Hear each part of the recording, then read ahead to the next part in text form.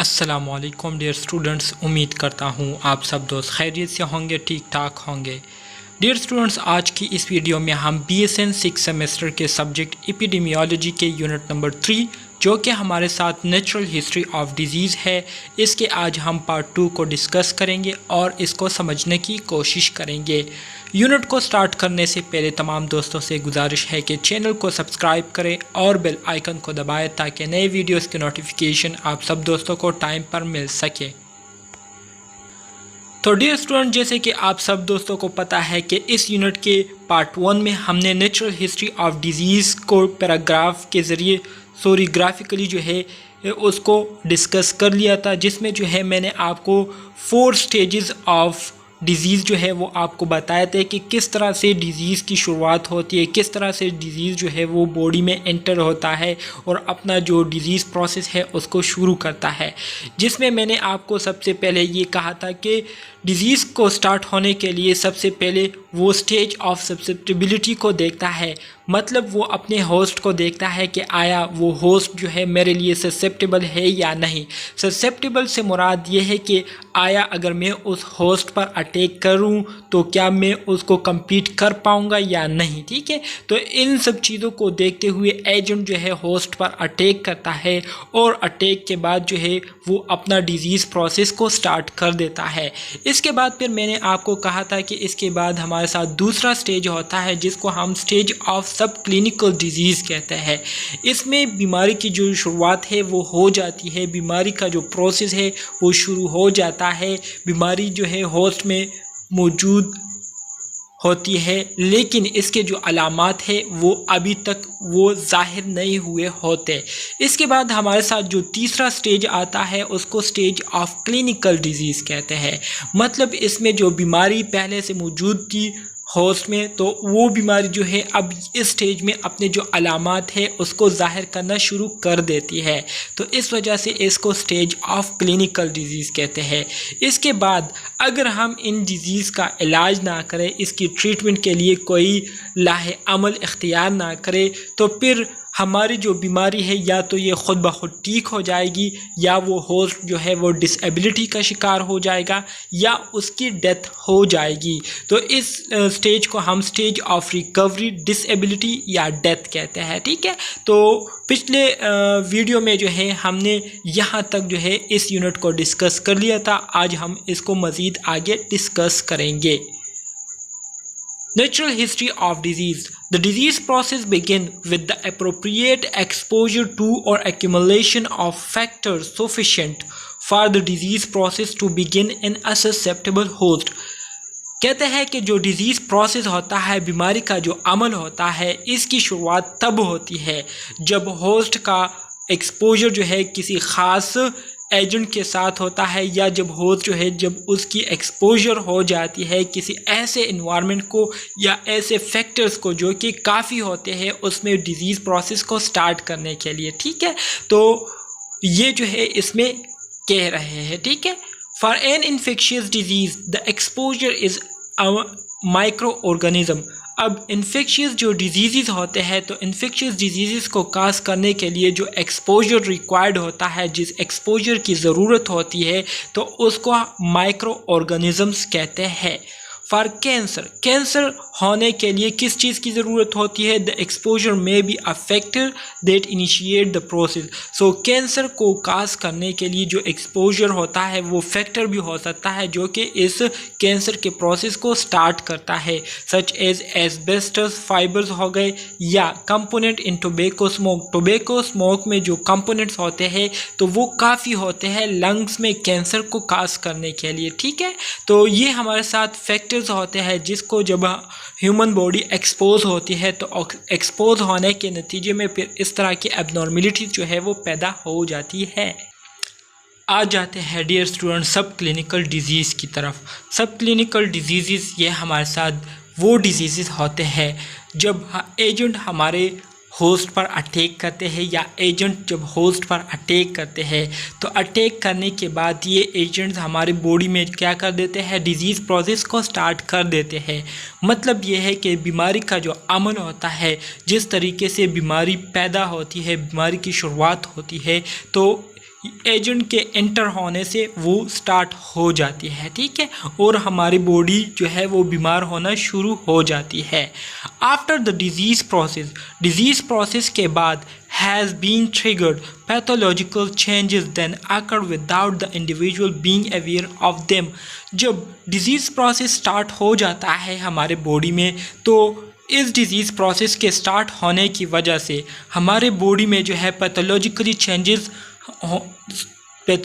Changes जो है वो आना शुरू हो जाती है, ठीक है। लेकिन इस चेंजेस के बारे में उस बंदे को जो है वो पता नहीं होता, इस चेंजेस से जो है वो बंदा बेखबर होता है जो कि उसके बॉडी में स्टार्ट हो चुकी होती है। This stage of sub clinical disease extending from the time of exposure to onset of disease septum.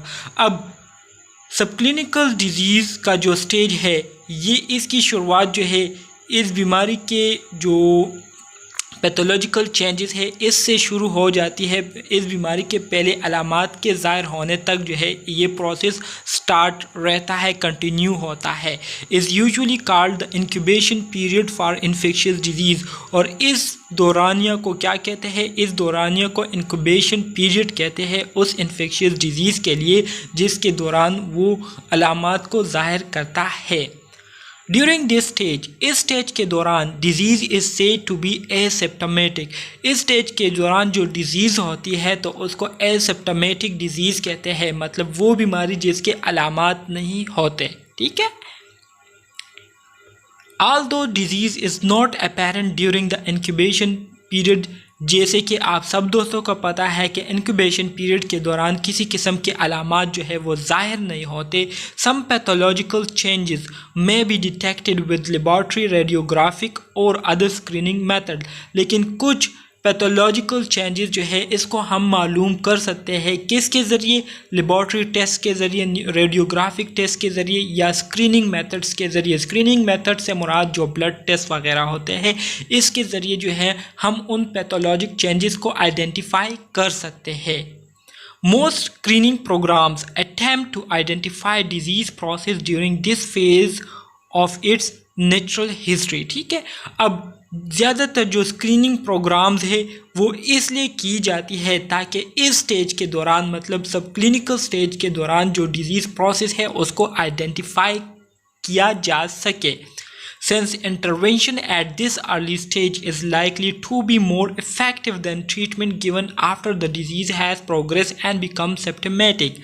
और इसी वजह से अगर इस स्टेज के दौरान हम किसी बीमारी को डायग्नोस कर ले और डायग्नोस करने के बाद उसके लिए हम ट्रीटमेंट को स्टार्ट कर ले, तो इस स्टेज में हम जो ट्रीटमेंट देते हैं उसका बहुत ज़्यादा इफ़ेक्ट होता है, उसका बहुत ज़्यादा असर होता है उस डिज़ीज़ को ख़त्म करने के लिए। और इसलिए जो है ये ज़्यादा इफ़ेक्टिव होता है बनिस्बत उस डिज़ीज़ प्रोसेस के जो कि जिसमें जो डिज़ीज़ प्रोसेस है वो बहुत ज़्यादा प्रोग्रेसिव हो चुका हो। मतलब क्लिनिकल स्टेज या स्टेज ऑफ क्लिनिकल डिजीज़ में अगर फिर हम वो ट्रीटमेंट करें तो उसका इतना ज़्यादा इफ़ेक्ट नहीं होता जितना कि सब क्लिनिकल स्टेज में होता है। अब आ जाते हैं क्लिनिकल डिजीज़ की तरफ। The onset of symptoms marks the transition from subclinical to clinical disease। अब जैसे कि मैंने आपको कहा था कि डिज़ीज़ की शुरुआत हो चुकी होती है होस्ट में, लेकिन उसके जो अलामात है वो अभी तक जो है वो ज़ाहिर नहीं हुए होते, वो अभी तक नुमाया नहीं हुए होते। क्लिनिकल डिजीज़ में क्या होता है? क्लिनिकल डिजीज़ में उस बीमारी के जो अलामात हैं वो ज़ाहिर हो जाते हैं, और यही वही स्टेप या पॉइंट है हमारे साथ जिसमें जो हमारी बॉडी होती है वो सब क्लिनिकल स्टेज से क्लिनिकल स्टेज ऑफ डिजीज़ में पहुंच जाती है, कन्वर्ट हो जाती है। Most diagnosis are made during the stage of clinical disease. अब ज़ाहिरी बात है जब किसी बीमारी के अलामात ज़ाहिर हो जाते हैं, वो अपेयर हो जाते हैं, तो उसके जो डायग्नोसिस है वो भी फिर आसानी से किए जा सकते हैं और ज़्यादा डायग्नोसिस जो है उसके किए जा सकते हैं, ठीक है। तो कहते हैं कि क्लिनिकल डिजीज़ स्टेज में जो है ज़्यादा डायग्नोसिस जो है वो होते हैं। Ultimately the disease process and इधर इन रिकवरी, डिसेबिलिटी और डेथ। अब जब बीमारी की डायग्नोसिस हो जाती है तो ज़ाहिर बात है डायग्नोसिस के बाद या तो वो बीमारी जो है वो रिकवर होगी या उस बीमारी की वजह से होस्ट जो है वो डिसेबल का शिकार होगा, डिसेबिलिटी का शिकार होगा या उसकी डेथ होगी। The natural history of disease in a patient. अब पेशेंट में हमारे साथ जो नेचुरल हिस्ट्री ऑफ डिजीज़ होती है तो यूजुअली हमारे साथ दो फेजेस होते हैं। एक हमारे साथ प्री क्लिनिकल फेज़ होता है, एक हमारे साथ क्लिनिकल फेज़ होता है। अब प्री क्लिनिकल फेज़ में हमारे साथ मंदरजा झेल सिम्पटम्स होते हैं और क्लिनिकल फेज़ में भी हमारे साथ मंदरजा झेल सिम्पटम होते हैं, जिसको अब हम डिस्कस करेंगे। सबसे पहले जो प्री क्लिनिकल फेज़ में हमारे साथ जो फैक्टर इफ़ेक्ट होता है तो उसमें हमारे साथ पहले नंबर पर बायोलॉजिकल ऑनसेट ऑफ डिजीज़, मतलब डिजीज़ जो है वो बायोलॉजिकली उसकी शुरुआत हो जाती है, ठीक है, मतलब बॉडी के अंदर वो अपना प्रोसेस स्टार्ट कर देती है। दूसरा ये कि pathologic evidence of disease is सोड। प्री क्लिनिकल फेज़ में हम डिजीज़ के पैथोलॉजिकल जो एविडेंस है, जो सबूत है, उसको भी हम फाइंड आउट कर सकते हैं अगर हम चाहे तो। इसके बाद हमारे साथ क्या आता है, क्लिनिकल फेज़ आता है। क्लिनिकल फेज़ में sign and symptom of disease जो है ये ज़ाहिर हो जाते हैं, जिसके बाद हम उसके लिए मेडिकल केयर जो है वो करते हैं और उसको डायग्नोस करते हैं और डायग्नोस करने के बाद हम क्या करते हैं, ट्रीटमेंट करते हैं। Disease process outcome. अब हमारे साथ डिज़ीज़ प्रोसेस किस तरीके से होता है उसको अब हम डिस्कस करेंगे। सबसे पहले जो है डिज़ीज़ काज हो जाता है बॉडी में। जब बॉडी में कोई बीमारी काज हो जाती है तो उस बीमारी की वजह से हमारे बॉडी के फंक्शंस में इम्पेयरमेंट आ जाती है, हमारे बॉडी के फंक्शंस में ख़राबी आ जाती है। जब ख़राबी आ जाती है तो इसकी वजह से हमारी बॉडी के जो फंक्शन है वो डिसेबल हो जाते हैं, मतलब अपना काम करना छोड़ देते हैं। जब अपना काम करना छोड़ देते हैं तो लोग फिर क्या हो जाते हैं, हैंडीकेप हो जाते हैं, दूसरों के मोहताज हो जाते हैं, मजदूरी का शिकार हो जाते हैं। हैंडीकेप से मुराद माजूर होना या दूसरों का मोहताज होना, ठीक है, दूसरों पर डिपेंडेंट हो जाते हैं। Disease process outcome. अब यहाँ पर जो है आपको डिटेल के साथ बताया जा रहा है कि सबसे पहले क्या होता है। सबसे पहले डिज़ीज़ ऑनसेट होता है, मतलब डिज़ीज़ की शुरुआत होती है। जब डिज़ीज़ की शुरुआत हो जाती है होस्ट में तो इसकी वजह से जो होस्ट की बॉडी है उसके फंक्शन में इम्पेयरमेंट आना शुरू हो जाती है, ख़राबी आना शुरू हो जाती है। जब बॉडी के फंक्शन ख़राब होना शुरू हो जाते हैं तो ज़्यादा फंक्शन ख़राब होने की वजह से हमारे बॉडी में साइन सिम्पटम्स उसके नुमाया होने शुरू हो जाते हैं। साइन सिम्पटम्स के शुरू होने के बाद फिर या तो उसकी रिकवरी होगी या वो डिसेबिलिटी की तरफ जाएगा, ठीक है। डिसेबिलिटी की तरफ जब जाएगा तो इसकी वजह से वो क्या करेगा, restriction in ability to perform a function that may result from an impairment. तो डिसेबिलिटी की वजह से वो अपने रोज़मर्रा के जो फंक्शन पहले वो किया करता था तो वो अब नहीं कर सकेगा, जिसकी वजह से क्या होगी, हैंडीकेप होगा, बंदा जो है वो दूसरों पर डिपेंडेंट हो जाएगा और माजूरी का शिकार हो जाएगा, ठीक है। Clinical course of a disease pre and post disease stages, ठीक है। तो एटियोलॉजिकल फेज़ में अगर हम बात करें तो एटियोलॉजिकल फेज़ में हमारे साथ सोशल एंड इन्वायरमेंटल डिटर्मिनेंट्स आते हैं। सोशल एंड इन्वायरमेंटल डिटर्मिनेंट से मुराद वो फैक्टर जो कि जिसकी वजह से जो है डिज़ीज़ प्रोसेस की शुरुआत होती है। तो इसमें हमारे साथ लिविंग इन्वायरमेंट आता है कि आप किस माहौल में रहते हैं, आप जिस माहौल में रहते हैं क्या वो आपके सेहत के लिए मुफीद है या नहीं, क्या वो आपके सेहत को फ़ायदा पहुंचा रहा है या नहीं। तो लिविंग इन्वायरमेंट बहुत ज़्यादा डिपेंड करता है, ठीक है। इसके अलावा कम्युनिटी जो है ये बहुत ज़्यादा डिपेंड करती है, आया आपकी जो कम्युनिटी है वो आपके लिए सपोर्टिव रोल के तौर पर अपना फंक्शन जो है वो प्ले कर रही है या नहीं, ठीक है। इसके अलावा सरकमस्टांसेस, कुछ ऐसे हालात जैसे कि services availability, health care services की गैर अवेलेबिलिटी की वजह से जो है लोग बीमारी का शिकार हो जाते हैं। इसी तरह से कंडीशन इन सोसाइटी में ऐसे हालात आ जाए, इकोनॉमिक स्टेबिलिटी जो है वो डिस्टर्ब हो जाए, तो इन सब चीज़ों की वजह से जो बीमारी का प्रोसेस है उसकी शुरुआत हो जाती है। रिस्क एंड प्रोटेक्टिव फैक्टर, इसी तरह से पर्सनल हाइजीन की अगर हम ख्याल ना करें, लाइफस्टाइल अगर हमारा ठीक ना हो, जेनेटिक बिहेवियर्स आ जाते हैं, education, occupation, social support etcetera. ये सारी चीज़ें जो है ये हमारे हेल्थ को बहुत ज़्यादा इफ़ेक्ट करती है। इसके बाद फिर प्री क्लिनिकल फेज़ आता है। प्री क्लिनिकल फेज़ में जो है हमारे बॉडी में बायोलॉजिकल ऑनसेट ऑफ डिजीज़ हो जाता है, मतलब इनसाइड बॉडी जो डिजीज़ प्रोसेस है उसकी शुरुआत हो जाती है। फिर हमारे साथ क्लिनिकल फेज़ स्टार्ट हो जाता है जिसमें साइन सिम्टम्स वो अपीयर होना शुरू हो जाते हैं, और इसी क्लिनिकल फेज़ में फिर हम उस डिज़ीज़ को डायग्नोस कर देते हैं। डायग्नोस करने के बाद उसके लिए हम थेरेपी करते हैं। थेरेपी करने के बाद फिर हमारे साथ इनिशियल आउटकम्स आ जाते हैं, जिसमें या तो बंदा जो है वो रिकवर हो जाता है, उसकी इम्पेयरमेंट ठीक हो जाती है, या वो डिसेबिलिटी का शिकार हो जाता है, या वो हैंडीकेप हो जाता है।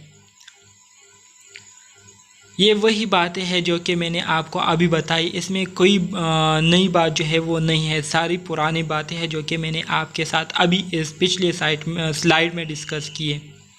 डियर स्टूडेंट, कुछ हमारे साथ टर्मिनोलॉजीज़ है, इसको अब हम डिस्कस करेंगे और इसको समझने की कोशिश करेंगे। सबसे पहले बात करते हैं लेटेंट पीरियड की। लेटेंट पीरियड से मुराद ये हमारे साथ वो टाइम पीरियड होता है जिसमें जो इन्फेक्शन होता है वो अपने इन्फेक्शियस डिजीज़ प्रोसेस को उसने स्टार्ट किया हुआ होता है। तो डिजीज़ प्रोसेस के स्टार्ट से लेकर जब तक वो इन्फेक्शियसनेस को कास ना कर ले, तो इस पूरे टाइम पीरियड को क्या कहते हैं, इसको लेटेंट पीरियड कहते हैं। मतलब टाइम का वो दौरानिया जिसमें जो डिज़ीज़ प्रोसेस स्टार्ट हुआ होता है, तो उसके स्टार्ट होने से लेकर बीमारी के इन्फेक्शियसनेस तक का जो टाइम होता है उसको लेटेंट पीरियड कहते हैं। इसके बाद हमारे साथ आ जाता है infectious period, the time during which the host can infected another susceptible host. अब इन्फेक्शियस पीरियड ये हमारे साथ वो टाइम पीरियड होता है जिसमें जो इन्फेक्टेड होस्ट होता है वो दूसरे ससेप्टेबल होस्ट को इन्फेक्ट करना शुरू कर दे, तो इस टाइम पीरियड को क्या कहते हैं, इन्फेक्शियस पीरियड कहते हैं। नॉन इन्फेक्शियस पीरियड ये हमारे साथ वो टाइम पीरियड होता है जिसमें होस्ट की जो एबिलिटी होती है, जिसमें वो डिज़ीज़ को दूसरे होस्ट को ट्रांसफ़र करता है डिज़ीज़ को, तो वो एबिलिटी जो है जब वो स्टॉप हो जाती है तो इसको नॉन इन्फेक्शियस टाइम पीरियड कहते हैं या नॉन इन्फेक्शियस पीरियड कहते हैं। सिंपल अल्फाज में इसका मतलब ये है कि वो टाइम पीरियड जिसमें होस्ट की जो एबिलिटी होती है कि वो अपने इन्फेक्शन को जो है दूसरे होस्ट में ट्रांसफ़र करता है, तो इसमें जब स्टॉपेज आ जाए, ये जब रोक जाए, तो इसको क्या कहते हैं, नॉन इन्फेक्शियस पीरियड कहते हैं। इसके अलावा incubation period, the time interval between infection to develop a clinical disease. Incubation period ये हमारे साथ वो टाइम पीरियड होता है जिसमें बीमारी के शुरुआत से लेकर बीमारी के पहले अलामत के ज़ाहिर होने तक का जो टाइम पीरियड होता है उसको इंक्यूबेशन पीरियड कहते हैं। द एपिडेमियोलॉजिकल अप्रोच या the epidemiologic approach, the practice of epidemiology relies on a systematic approach. जब हम एपिडेमियोलॉजी को प्रैक्टिकली अप्लाई करते हैं तो इसके ज़रिए हम एक सिस्टमेटिक अप्रोच को क्या करते हैं, हासिल करते हैं। मतलब एक प्रॉपर तरीके से हमारा जो पूरा सिस्टम है वो कंटिन्यू रहता है। In a very simple term, epidemiologist क्या करते हैं, काउंटिंग करते हैं, मतलब केसेस और health event and describe them in term of time, place and person. Epidemiologist जो है ये केसेस को काउंट करते हैं, ठीक है, केसेस को काउंट करते हैं और हेल्थ से रिलेटेड जितने भी इवेंट्स हो रहे होते हैं उसको काउंट करते हैं टाइम, प्लेस और पर्सन के निस्बत से कि किस लोगों को जो है बीमारी काज हुई है, कितने लोगों को काज हुई है, किस जगह पर काज हुई है और कब काज हुई है। तो ये सारा कुछ जो है एपिडेमियोलॉजिस्ट जो है वो करते हैं। इसके अलावा divides the number of cases by an appropriate denominator to calculate rates. इसी तरह से फिर उन केसेस को जो है एपिडेमियोलॉजिस्ट डिवाइड करते हैं एक ख़ास डिनोमिनेटर, एक ख़ास एप्रोप्रिएट डिनोमिनेटर पर, जिससे वो क्या करते हैं, रेट्स को निकालते हैं। रेट से मुराद ये है कि एक ख़ास टाइम में कितनी बीमारियां या कितने केसेस और आ सकते हैं या आज से लेकर 24 आवर्स के दरमियान या 24 आवर्स के दौरान और नए केसेस कितने आएंगे, तो इसको कहते हैं रेट्स। ठीक है, तो इसके बारे में एपिडेमियोलॉजिस्ट जो है वो प्रिडिक्शन देते हैं, इसके साथ साथ कंपेयर्स करते हैं, compares these rates over time और for different groups of people. इन रेट्स को जो है टाइम के साथ कंपेयर करते हैं और मुख्तलिफ ग्रुप के लोगों के साथ इसको कंपेयर करते हैं। Before counting cases, however, the epidemiologist must decide what a case is. Cases को काउंट करने से पहले एपिडेमियोलॉजिस्ट जो है वो इस पहले क्या करते हैं, पहले वो देखते हैं कि वो कौन से केसेस है जिसको हमने काउंट करना है। This is done by developing a case definition. This using this case definition the epidemiologist find and collect information about case patient. ठीक है, तो अब इन केसेस को जानने के लिए एपिडेमियोलॉजिस्ट केस स्टडी को शुरू कर देते हैं, जिसमें वो अपने केस पेशेंट को क्या करते हैं, उनको फाइंड आउट करते हैं और उनसे इंफॉर्मेशन को कलेक्ट करते हैं। The epidemiologist then perform descriptive epidemiology by characterizing the cases collectively according to time, place and person। और जब वो केसेस को कलेक्ट कर लेते हैं, इंफॉर्मेशन को कलेक्ट कर लेते हैं, तो इसके बाद फिर एपिडेमियोलॉजिस्ट क्या करते हैं, डिस्क्रिप्टिव एपिडेमियोलॉजी को स्टडी करते हैं, जिसके ज़रिए वो इस बात को जानने की कोशिश करते हैं कि ये बीमारी जो काज हुई है तो ये कितने रकबे पर फैली हुई है। ठीक है, कितने लोग इससे मुतासिर हुए हैं, कहाँ पर मुतासिर हुए हैं, किस टाइम मुतासिर हुए हैं। तो इसको डिस्क्रिप्टिव एपिडेमियोलॉजी में फिर क्या करते हैं, देखते हैं। फिर क्या करते हैं epidemiologist to calculate the disease rate. The epidemiologist divide the number of cases by the size of population. जब कैलकुलेशन डिजीज़ रेट के एपिडेमियोलॉजिस्ट कर लेते हैं तो फिर इन रेट्स को वो डिनोमिनेटर पर डिवाइड करते हैं और जानने की कोशिश करते हैं कि पूरे पॉपुलेशन में कितने लोग जो है इस बीमारी से इफ़ेक्ट हुए हैं। Finally to determine whether this rate is greater that what one would normally expect and if so to identify factors contributing to this increase. ठीक है, जब एपिडेमियोलॉजिस्ट ये काम कर लेते हैं तो इस काम के करने के बाद फिर जो है एपिडेमियोलॉजिस्ट ये देखते हैं कि आया हमने जो रेटिंग की है ये पिछले वाले से ज़्यादा है या नहीं। अगर ज़्यादा है तो फिर एपिडेमियोलॉजिस्ट इसके काजेज़ के बारे में क्या करते हैं, सर्च करते हैं और जानने की कोशिश करते हैं कि वो कौन से फैक्टर है जो कि इस बीमारी को फैलने में इम्पोर्टेंट रोल प्ले कर रही है। The epidemiologist compares the rate from this population to the rates in an appropriate comparison group। तो एपिडेमियोलॉजिस्ट इन रेट्स को कंपेयर करते हैं दूसरे रेट्स के साथ और एनालिटिक एपिडेमियोलॉजी टेक्निक्स को यूज़ करते हैं। बिफोर काउंटिंग केस से पहले the epidemiologist must decide what to count. This is what to call a case. Epidemiologist जो है वो डिफ़ाइन करते हैं या डिसाइड करते हैं कि हमने कौन सी बीमारियों को काउंट करना है और इसको क्या कहते हैं, इसको कहते हैं case. For that the epidemiologist use a case definition. Case definition is a set of standard criteria for classifying whether a person has a particular disease, syndrome or other health condition। Case definition ये हमारे साथ एक ऐसा standard of criteria या ऐसे standard criteria है जिसके ज़रिए एपिडेमियोलॉजिस्ट ये क्लासिफाई करते हैं कि आया जो बंदे को हुआ है या जो बंदा सफ़र कर रहा है, आया ये डिजीज़ है, सिंड्रोम है या अदर हेल्थ कंडीशन में इन्वॉल्व है, आता है या नहीं। Some case definition particularly those used for national surveillance have been developed and adopted as national standard that ensure comparability। Dear student, last के 2 स्लाइड जो है मैंने आप दोस्तों के लिए छोड़ दिए हैं ताकि आप ख़ुद उसको देख लें, उस पर थोड़ा सा अपना सोच विचार करें और उसको समझने की कोशिश करें। तो ये था हमारे साथ एपिडेमियोलॉजी का यूनिट नंबर 3 जो कि मैंने आप दोस्तों के साथ शेयर किया। उम्मीद करता हूँ आपको इसकी समझ आ गई होगी, लेकिन फिर भी अगर कोई मसला है तो आप कमेंट बॉक्स में पूछ सकते हैं। तो मिलते हैं नेक्स्ट यूनिट में, तब तक के लिए अल्लाह हाफिज़।